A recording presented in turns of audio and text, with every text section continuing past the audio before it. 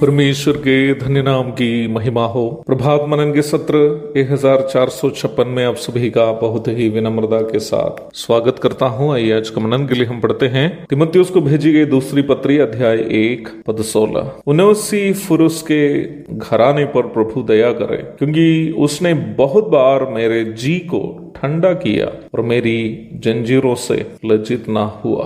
पिछले दिन हम सेवा से लौटे हुए 2 जन के बारे में चर्चा की थी। 16वीं पद में प्रेरित पौलुस ऐसा एक व्यक्ति का जिक्र कर रहा है जो सेवकाई की कठिन परिस्थिति में पौलुस के लिए सांत्वना बनी थी। उस व्यक्ति का नाम उनेसिफुरुस था। इफिसुस में सेवा करने वाला तीमुथियुस को उनेसिफुरुस के घर वालों के बारे में पौलुस कहने से हम ये अंदाजा लगा सकते हैं कि शायद उनेसिफुरुस भी इफिसुस निवासी था। फुगिलुस और हर्मुगिनिस आदि लोग सेवकाई में कठिनाइयों को सामना करते वक्त सेवा छोड़कर लौट गए थे। उनेसिफुरुस ने पौलुस को साथ देते हुए उनके संग रहा। वह इस बात से भी लज्जित नहीं था कि पौलुस अब जेल में कैद है। सेवकाई में अक्सर देखी जाने वाली एक दुखजनक बात है, यदि सेवक खूब जाना पहचाना व्यक्ति हो, बड़े बड़े कन्वेंशन कैंप आदि में प्रचार करने वाला व्यक्ति हो, तो ऐसे प्रचारकों से मिलने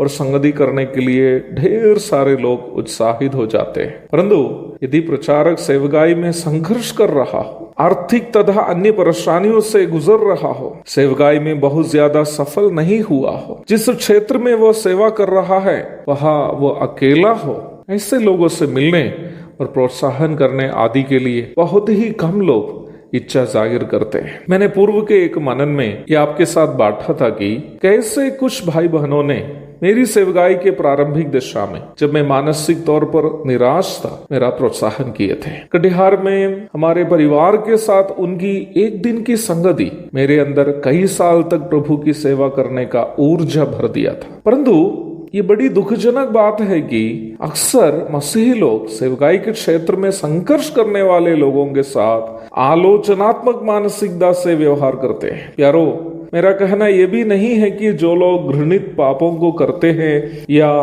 झूठी शिक्षा सिखाते हैं उनकी आलोचना ना करें। मैं उन लोगों के बारे में बोल रहा हूं जो सेवकाई में या आत्मिकता में सफलता के लिए संघर्ष कर रहे हैं। यद्यपि इस पत्री को लिखते वक्त प्रेरित पौलुस एक नया सेवक नहीं था, परंतु यह बात तो समझने में कठिनाई नहीं होगी कि सतावों को सहकर जेल में रहते वक्त मनुष्य होने के नाते पौलुस भी कुछ ऐसे लोगों की प्रतीक्षा अवश्य की होगी जो उनका हृदय को ठंडा कर सकते हैं। पिछले साल मार्च में अरुणाचल प्रदेश के एक जगह में अपने परिवार के संग सेवा करने वाला एक प्रभु के दास के साथ कुछ दिन बिताने के लिए प्रभु मुझे और अन्य कुछ भाइयों को अनुग्रह दिया था। उस भाई के 2 छोटे छोटे बच्चे थे, एक बेटा और एक बेटी। दोनों बच्चे हमारे टीम के भाइयों के अच्छे मित्र बन गए थे। तीसरा दिन सुबह हम लोग उनके घर से प्रस्थान कर रहे थे। दोनों बच्चों की आंखें भर चुकी थी।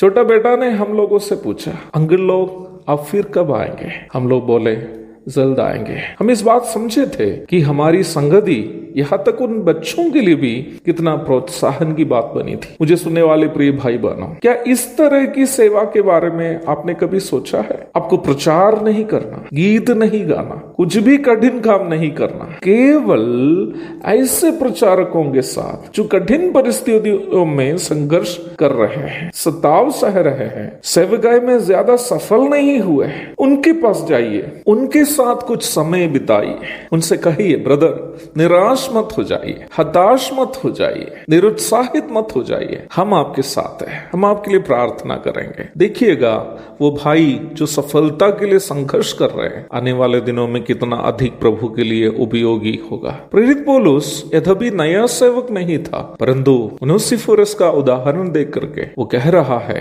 कि दुख और निराशा में रहने वाला एक सेवक के लिए, परेशानी से गुजरने वाला एक सेवक के लिए, एक विश्वासी का प्रोत्साहनजनक संगति कितना ऊर्जा प्रदान करने वाली होगी। प्रभु दया करे कि आप सभी सेवकों के हृदय को, अन्य भाई बहनों के हृदय को ठंडा करने वाले बन सके। एक और शुभ दिन की धन्य कामनाओं के साथ आज का मनन का मैं यहाँ पूर्ण विराम करता हूँ। प्रभु आप सबको आशीष दे। आमीन।